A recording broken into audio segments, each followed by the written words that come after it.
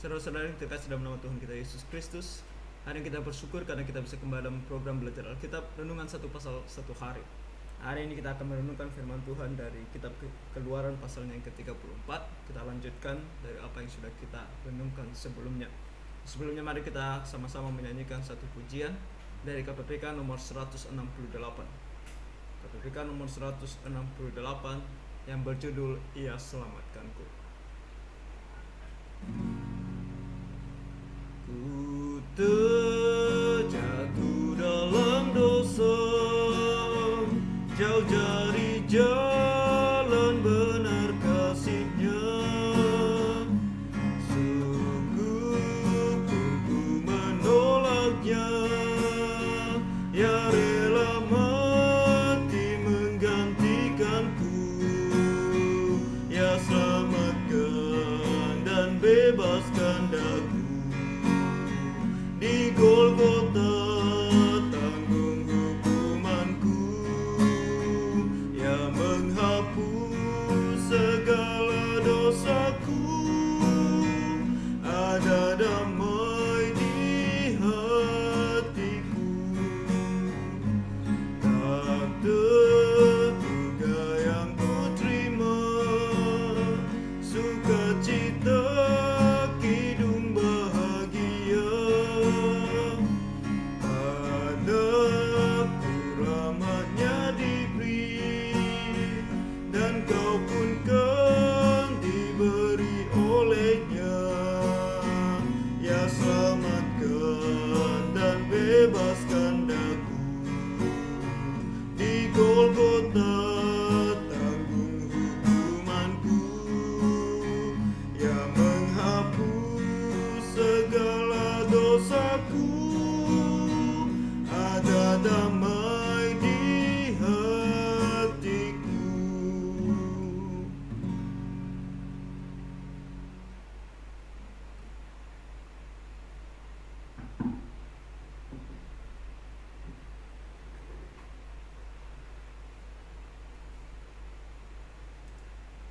Sebuah lagu yang sangat indah yang mengingatkan kepada kita betapa besarnya kasih Tuhan, kemurahan-Nya dan anugerah-Nya kepada kita. Seberapapun dosa kita, Ia senantiasa mau mengampuni kita. Nah, itu yang kita baca hari ini sebenarnya di dalam Keluaran pasal 34 ini. Sebuah manifestasi dari kemurahan Allah kepada bangsa Israel. Kita mengetahui dari pasal 32 bagaimana bangsa Israel jatuh ke dalam dosa penyembahan anak lembu emas. Kemudian di pasal 33 bagaimana Tuhan mau menghukum mereka, namun kemudian Musa berdoa kepada Tuhan dan meminta belas kasihan Tuhan. Dari pasal 34 ini Tuhan menunjukkan belas kasihan-Nya dengan berbicara kembali kepada Musa, dan kemudian Dia akan memberitahukan kepada Musa apa yang harus mereka lakukan. Nah, mari kita baca. Yang pertama dikatakan, berfirmanlah Tuhan kepada Musa, pahatlah 2 loh batu sama dengan yang mula-mula, maka aku akan menulis pada loh itu segala firman yang ada pada loh yang mula-mula yang telah kau pecahkan. Jadi di sini kita bisa melihat kembali kemurahan Tuhan kepada bangsa Israel. Yang kemarin Dia mau memusnahkan mereka sebagai sebuah ancaman oleh karena dosa besar yang mereka lakukan di hadapannya. Sekarang Dia berkata kepada Musa, engkau telah memecahkan 2 loh batu itu, naik kembali ke gunung, aku akan menuliskannya kembali kepadamu. Tapi kamu harus mempersiapkan 2 loh batunya. Nah, sebelumnya untuk loh batu yang pertama yang dipecahkan oleh Musa, kita tahu bahwa Tuhanlah yang membuat, bahkan mengukir loh batu tersebut. Tetapi saat ini Tuhan mau Musa yang membuat, untuk menunjukkan kepada Tuhan apakah Musa memang sungguh-sungguh di dalam doanya. Apakah benar Musa begitu menginginkan kehadiran Allah di dalam kehidupannya dan dalam kehidupan orang Israel. Kalau itu benar, lakukan sesuatu untuk menunjukkan bahwa itu benar. Saudara, kasih kita kepada Tuhan, tentu Tuhan tahu hati kita, tetapi Tuhan juga mau tindakan kita. Bukan hanya sekedar ucapan di mulut kita, tetapi juga tindakan kita dalam kenyataan. Tindakan yang real di dalam melakukan apa yang benar di hadapan Tuhan, bahkan melakukan sesuai dengan firman Tuhan. Dan di sini Tuhan berkata kepada Musa, "Bersiaplah menjelang pagi dan naiklah pada waktu pagi ke atas gunung Sinai. Berdirilah di sana menghadap aku di puncak gunung itu. Tetapi janganlah ada seorang pun yang naik bersama-sama dengan engkau, dan juga seorang pun tidak boleh kelihatan di seluruh gunung itu. Bahkan kambing domba dan lembu sapi pun tidak boleh makan rumput di sekitar gunung itu." Jadi Tuhan perintahnya jelas kepada Musa, naik pagi-pagi dan tidak ada seorang pun yang ikut dengan engkau. Binatang pun tidak. Kenapa begitu? Itulah perintah Tuhan kepada Musa. Lanjutkan di ayat 4 dikatakan, "Lalu Musa memahat 2 loh batu sama dengan yang mula-mula. Bangunlah ia pagi-pagi dan naiklah ia ke atas gunung Sinai seperti yang diperintahkan Tuhan kepadanya, dan membawa 2 loh batu itu di tangannya." Jadi Musa adalah seorang yang kita lihat di sini bisa kita mengambil satu pelajaran yang berharga, di mana Musa adalah seorang yang tidak menunggu ketika Tuhan berkata kepada dia pagi-pagi. Dia datang kepada Tuhan pagi-pagi. Pagi-pagi sekali dia melakukan sesuai dengan perintah Tuhan. Ayat 5, "Turunlah Tuhan dalam awan, lalu berdiri di sana dekat Musa serta menyerukan nama Tuhan. Berjalanlah Tuhan lewat dari depannya dan berseru, 'Tuhan, Tuhan, Allah penyayang dan pengasih, panjang sabar dan berlimpah kasihnya dan setia.'" Tentu yang berseru di sini adalah Musa sendiri. Jadi dia berseru kepada Tuhan, "Tuhan, Tuhan." Dia menyebut nama Tuhan 2 kali. Dia menyebut nama Yehova 2 kali. Untuk menunjukkan betapa dia memang percaya bahwa ini adalah Sang Yehova, Allah yang begitu setia terhadap umatnya. Dan dia juga adalah Allah yang penyayang, Allah yang berkuasa namun penyayang. Dia begitu menyayangi umatnya. Dan kemudian di sini dikatakan bahwa dia adalah Allah penyayang dan pengasih. Kasihnya dia berikan. Artinya dia begitu peduli. Dia menyadari bahwa kita ini debu. Dia tahu bahwa orang Israel adalah manusia yang sekarang ini perlu dikasihani oleh karena dosanya. Dan kemudian panjang sabar. Panjang sabar betapapun banyak dosa manusia, Tuhan begitu panjang sabar dan mau mengampuni mereka. Dan kemudian dikatakan juga bahwa berlimpah kasihnya dan setianya. Kasihnya dan setianya kepada mereka itu berlimpah-limpah. Artinya dia tidak akan pernah meninggalkan mereka.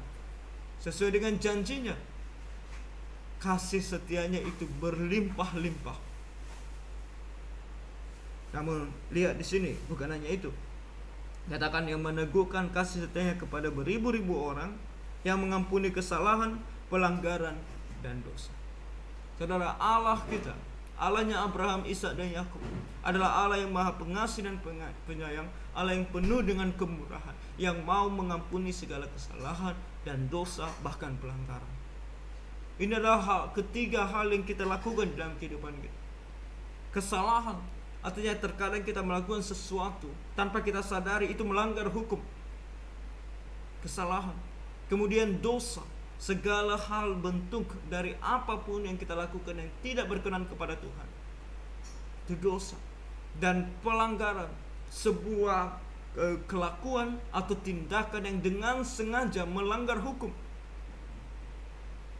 Ketiga hal ini kita lakukan dalam kehidupan kita. Ketiga hal ini dilakukan oleh orang Israel. Ada mungkin di antara mereka anak-anak atau anak muda yang tidak mengenal hukum, mengikuti orang tuanya untuk menyembah patung lembu emas. Itu adalah kesalahan mereka. Mereka tidak mencari tahu mana yang benar dan yang baik, sehingga mereka mengikuti orang tua mereka dan melakukan dosa. Kemudian mereka juga pasti melakukan dosa dalam kehidupan mereka sehari-hari. Setiap orang, baik itu yang muda maupun yang tua, melakukan banyak sekali dosa di dalam kehidupannya dan pelanggaran. Orang-orang yang mengerti akan firman Tuhan, orang Israel mengerti bahwa Allah yang mereka harus sembah adalah Allah yang kemarin baru saja menunjukkan dirinya di hadapan mereka. Itulah seharusnya Allah yang mereka sembah. Tapi apa yang mereka lakukan? Mereka membentuk bagi mereka lembu emas, dan menyembah lembu emas ini yang juga mereka tahu seharusnya tidak mereka sembah. Itu yang dilakukan oleh orang Israel, sehingga ini teraplikasikan kepada mereka dan juga kepada kita. Tetapi Tuhan di sini dinyatakan sebagai Allah yang mengampuni kesalahan, pelanggaran, dan dosa. yang mengampuni semuanya ini. Dia mau mengampuni semuanya, dan kita akan melihat bagaimana dia mengampuni mereka, apa yang harus kita lakukan setelah dia mengampuni kita, dan juga apa yang akan dia inginkan kita lakukan setelah kita memang orang-orang yang diampuni oleh dia. Oke? Di sini dikatakan bahwa tetapi tidaklah sekali-kali membebaskan orang yang bersalah dari hukuman, yang membalaskan kesalahan bapa kepada anak-anaknya dan cucunya, kepada keturunan yang ketiga dan keempat. Ini menunjukkan betapa juga Allah membenci dosa. Jika kamu tidak bertobat, ini akan terjadi bagi kamu. Tuhan tidak akan melepaskan kamu. Dia pasti akan menghukum kamu. Selain daripada kekudusan Allah, kebaikan Allah, kemurahan Allah, anugerah Allah, kasih setianya, selain daripada karakter-karakter ini, Tuhan memiliki satu karakter yang berbahaya bagi kita orang berdosa yang tidak bertobat, yaitu Dia adalah Allah yang adil. Allah yang adil tidak akan membiarkan kesalahan pergi begitu saja tanpa diadili dan dihukum. Itu baru namanya adil. Dan Tuhan di sini dinyatakan sebagai Allah yang adil juga. Oleh karena itu, bagi kita yang sudah berdosa, yang menyadari bahwa kita sudah melakukan dosa di hadapan Tuhan, mari kita datang kepada Tuhan Yesus dan meminta pengampunannya. Hanya dengan demikian, Allah yang Maha Pengampun ini akan mengampuni segala kesalahan, pelanggaran, dan dosa kita. Apapun itu, saudara, apapun itu, datanglah kepada Tuhan Yesus dan memintalah pengampunan daripadanya. Di sini dikatakan di ayat 8, segeralah Musa berlutut ke tanah lalu sujud menyembah. Dia langsung berlutut ke tanah dan dia sujud menyembah serta berkata, jika aku telah mendapat kasih karunia di hadapan-Mu ya Tuhan, berjalanlah kiranya Tuhan di tengah-tengah kami. Kembali Musa meminta kepada Tuhan. Kali ini dia memiliki kesempatan untuk berbicara kepada Tuhan langsung, dan dia berkata kepada Tuhan kembali permintaannya yang sungguh-sungguh dari dalam hatinya. Tuhan, sertailah kami. Saudara, apakah itu kerinduan hati kita yang paling besar? Meminta Tuhan untuk menyertai kita. Penyertaan Tuhan adalah hal yang paling penting dalam kehidupan kita. Uang tidak bisa menyelamatkan kita. Tahta tidak bisa menyelamatkan kita. Siapapun di dalam dunia ini tidak bisa menyelamatkan kita dan tidak bisa menolong kita. Karena manusia di dalam dunia adalah manusia yang terbatas, dan apa yang kita miliki juga terbatas untuk menolong kita. Tetapi Tuhan tidak terbatas. Kalau Dia menyertai kita, maka Dia akan menjadi penolong, Dia akan jadi pemimpin, Dia akan menjadi pelindung bagi kita, sehingga kita tidak akan pernah takut dalam menghadapi apapun. Dengan satu syarat tentunya, kehadiran Allah dalam kehidupan kita harus terjadi ketika kita adalah orang-orang yang mau melakukan segala sesuatu sesuai dengan firman-Nya. Karena Tuhan tidak akan menyertai orang yang melakukan dosa di hadapan-Nya.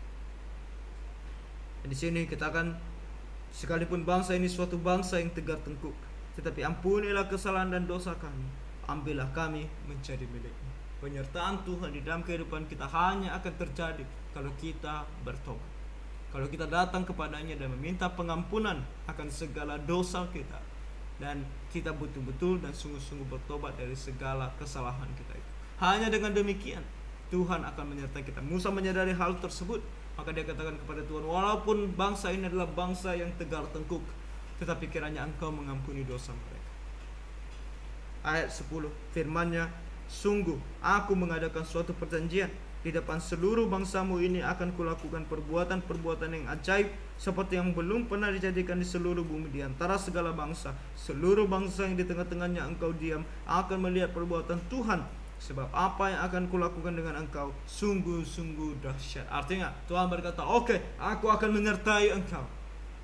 Nah, Tuhan berkata bahwa ketika Dia menyertai bangsa Israel, seluruh bangsa akan melihat perbuatan-perbuatan yang dahsyat dan akan memuliakan nama Tuhan, nama Yehova, nama yang sangat khusus diberikan hanya untuk orang Israel. Jadi artinya bahwa semua bangsa akan tahu bahwa ini adalah Allahnya bangsa Israel, yang bukan Allah mereka.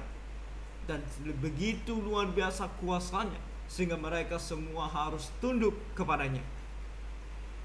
Allah Abraham, Ishak, dan Yakub, Allahnya bangsa Israel, dan tidak lain dan tidak bukan Allahnya kita, umat Kristen, yang kita sebut dan kita kenal di dalam nama Tuhan kita Yesus Kristus. Dia adalah Allah yang sama, yang begitu luar biasa kuasanya. Kita lanjutkan di ayat 11. sampai ayatnya ke-16 kita akan membaca tentang bagaimana Tuhan menginginkan tanggung jawab kita sebagai manusia, yaitu pertama, kita harus memisahkan diri. Kehadiran Allah di dalam kehidupan umatnya harus disertai dengan pemisahan daripada umatnya terhadap kehidupan berdosa dan perkumpulan berdosa. Itu yang harus dilakukan. Kalau kita pernah mendengar tentang doktrin pemisahan Alkitabiah, nah, doktrin pemisahan Alkitabiah bukan doktrin yang dibuat-buat dan kemudian diaplikasikan ke dalam gereja, bukan. Prinsipnya dan ajarannya sudah ada mulai dari perjanjian lama. Dan ini salah satunya, di mana Allah menginginkan yang namanya pemisahan. Pemisahan antara orang yang percaya dan orang yang tidak percaya. Bukan untuk mengisolasi, bukan supaya kita hidup sendiri di dalam dunia ini sehingga kita tidak lagi bersosial dengan orang lain, tetapi dalam hal ini tentang bagaimana kita bisa menjadi saksi bagi Tuhan, bagaimana kita tetap bisa menjadi saksi yang kudus bagi Tuhan. Yang kita melihat di sini di ayatnya yang ke-11 dikatakan, tetapi engkau berpeganglah pada yang kuperintahkan kepadamu pada hari ini. Oke, untuk melakukan pemisahan, pertama kita harus tahu apa yang diperintahkan oleh Tuhan terhadap kita, dan kita harus berpegang teguh terhadap perintah tersebut dan melakukannya. Artinya setiap doktrin dan ajaran yang terdapat di dalam Alkitab, kita harus mempelajarinya dan tahu akan doktrin ini dan kemudian memegangnya. Oke, dan kemudian lihat, aku akan menghalau dari depanmu orang Amori, orang Kanaan, orang Het, orang Feris, orang Hewi, dan orang Yebus. Tentu ini kepada bangsa Israel, sebab bangsa Israel akan masuk ke dalam tanah perjanjian, yang di dalam tanah tersebut sudah ada orang-orang ini. Nah, kita tahu bahwa ketika Abraham diutus oleh Tuhan masuk ke dalam tanah perjanjian ini, Tuhan berjanji kepada Abraham bahwa orang-orang ini akan dimusnahkan. Bukan karena Tuhan tidak sayang kepada mereka, bukan karena Tuhan begitu pilih kasih, tetapi apa kata Tuhan? Sampai pada waktunya mereka akan dimusnahkan, yaitu pada waktunya dosa mereka sudah penuh. Artinya orang-orang ini tidak mau bertobat. Tuhan sudah menunjukkan kasih-Nya kepada mereka. Mereka seharusnya datang kepada orang Israel dan percaya kepada Tuhannya orang Israel. Tetapi apa yang mereka lakukan? Mereka malah melawan Tuhannya orang Israel. Dan Tuhan di sini akan memusnahkan mereka oleh karena dosa mereka yang sudah penuh, karena mereka tidak lagi mau bertobat, sebagai bentuk daripada hukuman bagi mereka. Ini bukan karena Tuhan tidak mengasihi mereka, tetapi karena Tuhan menghukum mereka. Ayat 12, berawas-awaslah, janganlah kau adakan perjanjian dengan penduduk negeri yang kau datangi itu, supaya jangan mereka menjadi jerat bagimu di tengah-tengahmu. Pemisahan dilakukan. Engkau telah mengetahui apa yang benar dan yang salah, tetapi mereka tidak. Mereka tidak mau percaya kepada apa yang benar. Oleh karena itu, jangan engkau membuat perjanjian dengan mereka sehingga mereka menjadi jerat bagimu. Jerat di sini bisa mencelakakan kamu, karena mereka akan membawa kamu untuk percaya kepada Allah mereka, yaitu para berhala yang bukan Allah. Ayat 13 sebaliknya, mezbah-mezbah mereka haruslah kamu rubuhkan, tugu-tugu berhala mereka kamu remukkan, dan tiang-tiang berhala mereka kamu tebang. Segala hal yang mereka gunakan untuk menyembah para dewa dan berhala, kamu musnahkan. Mengapa kamu harus musnahkan? Supaya kamu jangan terjerat dan anak-anakmu pergi untuk mempersembahkan korban di sana. Pemisahan harus dilakukan. Ayat 14, sebab janganlah engkau sujud menyembah kepada Allah lain, karena Tuhan yang namanya cemburuan adalah Allah yang cemburu. Saudara, Allah kita adalah Allah yang cemburu. Dia begitu marah dan murka kalau kita menduakan Dia. Oleh karena itu, setiap orang Kristen, kalau kamu sudah percaya kepada Tuhan Yesus, maka kamu harus meninggalkan segala Allah lain di dalam kehidupanmu. Segala bentuk jimat, segala bentuk dukun-dukunan, segala bentuk penyembahan berhala, kamu harus tinggalkan sama sekali. Tidak ada lagi. Kalau kamu berasal dari contohnya agama Buddha yang membakar dupa, karena itu kepercayaan mereka tentunya. Tapi ketika kamu menjadi orang Kristen, tidak ada lagi yang namanya pembakaran dupa. Kamu harus tahu itu. Kamu adalah orang Kristen dan kamu sudah percaya kepada Tuhan Yesus, jangan menduakan Dia. Tidak lagi namanya berdoa kepada nenek moyang, arwah nenek moyang, tidak ada. Karena itu tidak ada di dalam kepercayaan orang Kristen. Tuhannya orang Kristen hanya satu, dan hanya boleh berdoa kepada Tuhan ini saja.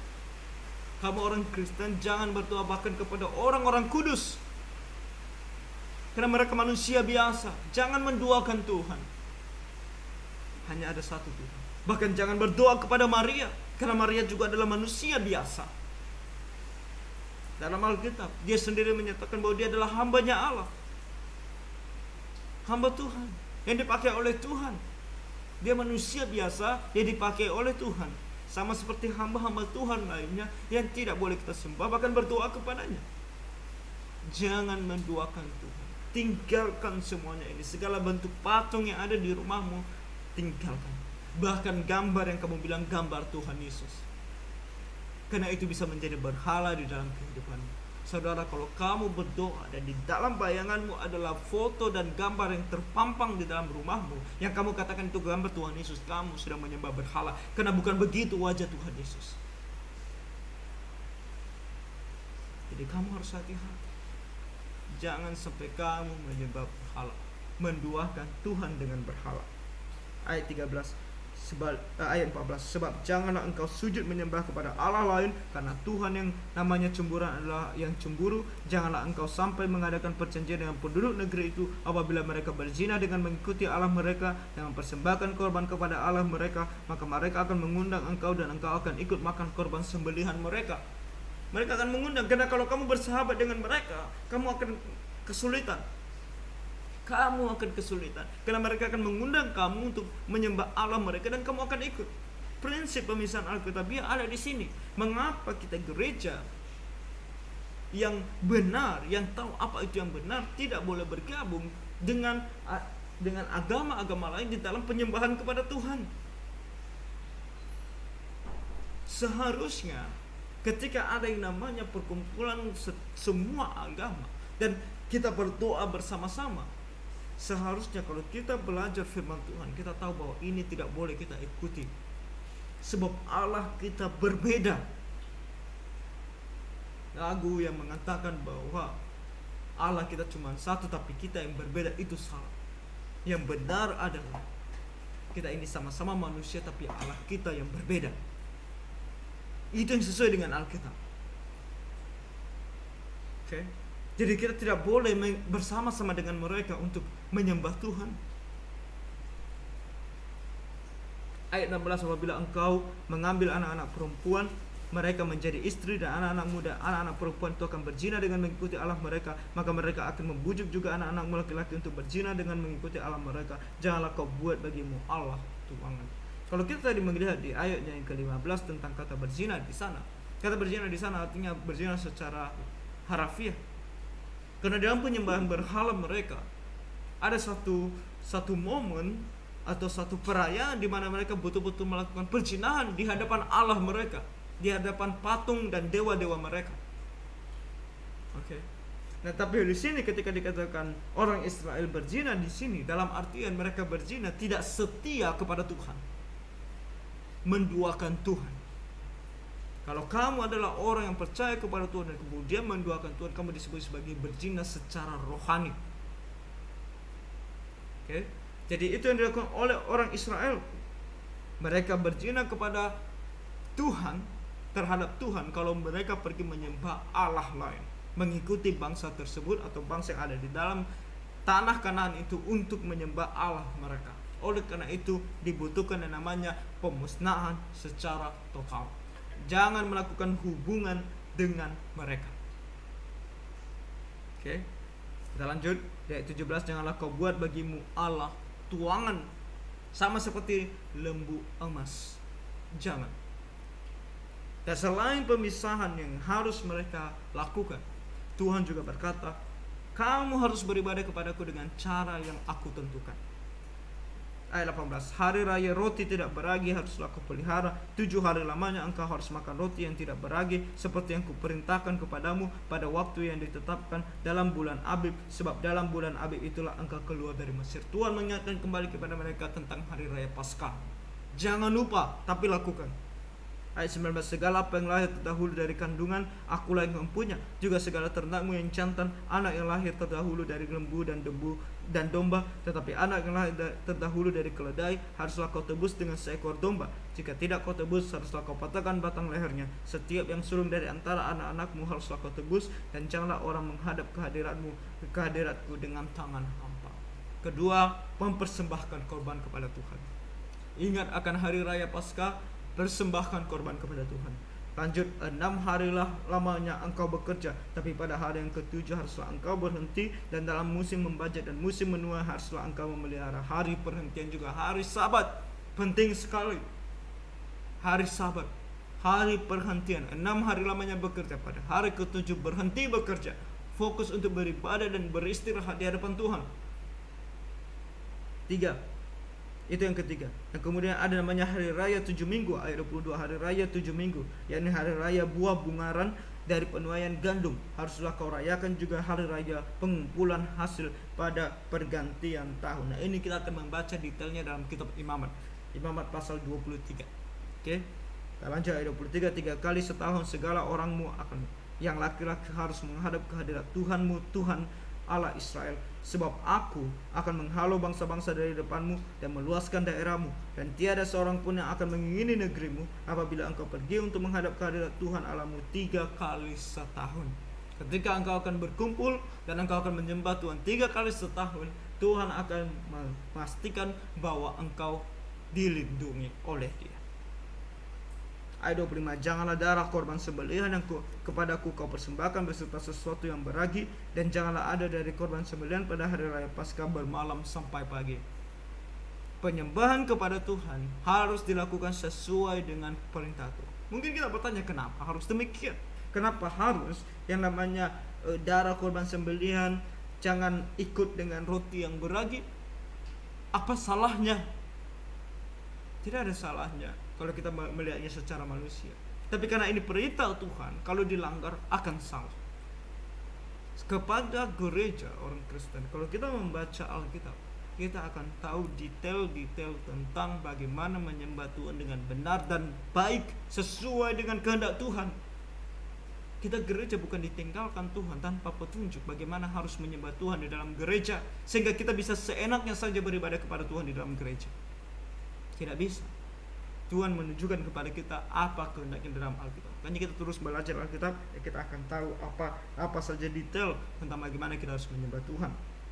Ayat 25, ayat 26, yang terbaik dari buah bungaran hasil tanahmu haruslah kau bawa ke dalam rumah Tuhan Allahmu. Janganlah engkau masak anak kambing dalam susu induknya. Berfirmanlah Tuhan kepada Musa, tuliskanlah segala firman ini, sebab berdasarkan firman ini telah kuadakan perjanjian dengan engkau dan dengan Israel. Dan Musa ada di sana bersama-sama dengan Tuhan 40 hari 40 malam lamanya, tidak makan roti dan tidak minum air, dan ia menuliskan pada loh itu segala perkataan perjanjian, yakni ke-10 firman. Apa yang terjadi dengan Musa di atas gunung? Dia menjadi orang yang dipenuhi oleh kuasa Tuhan. Bahkan dia tidak makan 40 hari 40 malam, tidak makan dan minum. Hanya orang yang sangat spesial seperti Musa bisa melakukan hal ini, karena dia juga dalam sebuah tanggung jawab atau pekerjaan yang sangat spesial yang Tuhan berikan. Jadi jangan kita mencoba hal ini, sebab hal ini belum tentu kita bisa lakukan. Hanya orang-orang yang betul-betul dipanggil oleh Tuhan untuk melakukan hal ini yang akan melakukan. Oke. Ayat 29 sampai 35 kita baca di sini. Ketika Musa turun dari gunung Sinai, kedua loh hukum Allah ada di tangan Musa ketika ia turun dari gunung itu. Tidaklah ia tahu bahwa kulit mukanya bercahaya oleh karena ia telah berbicara dengan Tuhan. Ketika Harun dan segala orang Israel melihat Musa, tampak kulit mukanya bercahaya, maka takutlah mereka mendekati dia. Sebuah hal yang terjadi atas wajah Musa ketika dia turun dari gunung, untuk menunjukkan betapa dia sungguh telah berbicara dengan Allah. Tetapi Musa memanggil mereka. Maka Harun dan segala pemimpin jemaah itu berbalik kepadanya, dan Musa berbicara kepada mereka. Oleh karena itu kita harus percaya, saudara, apa yang kita baca dari kitab Kejadian sampai nanti kitab Ulangan yang secara khusus ditulis oleh Musa adalah pemberian Tuhan kepada kita semua. Oke.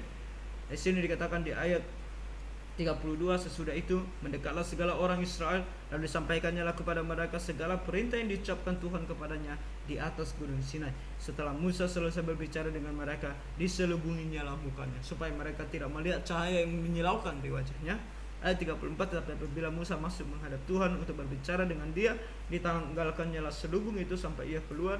Dan apabila ia keluar, dikatakannya kepada orang Israel apa yang diperintahkan Tuhan kepadanya. Saat ini orang Israel mendengar firman Tuhan melalui Musa. Karena mereka belum memiliki Alkitab. Bagi kita sekarang, Tuhan berbicara kepada kita melalui Alkitab, melalui firman-Nya.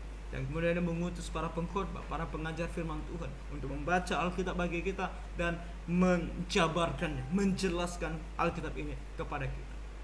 Nah, seperti orang Israel, Musa masuk kepada Tuhan, Tuhan memberitahukan kepada Musa, Musa keluar dan memberitahukan kepada orang Israel. Saat ini para hamba Tuhan belajar firman Tuhan bersama dengan Tuhan tentunya, dan kemudian mereka akan pergi keluar dan menyampaikan firman Tuhan kepada umat.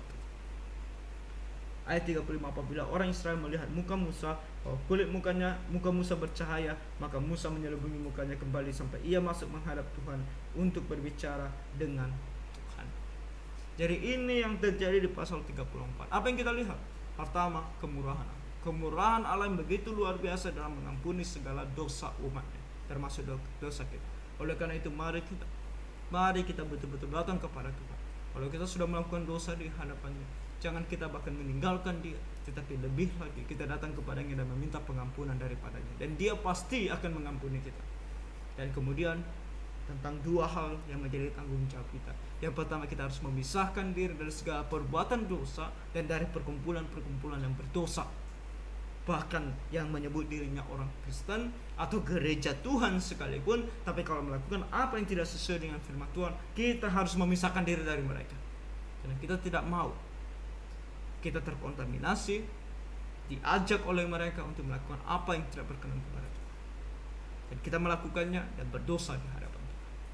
Dan yang ketiga adalah bentuk tanggung jawab kita untuk beribadah kepada Tuhan dengan setia, sesuai dengan firman, sesuai dengan apa yang diperintahkan. Kepada orang Israel begini, kepada gereja kita akan terus membaca dan tahu apa yang harus kita lakukan.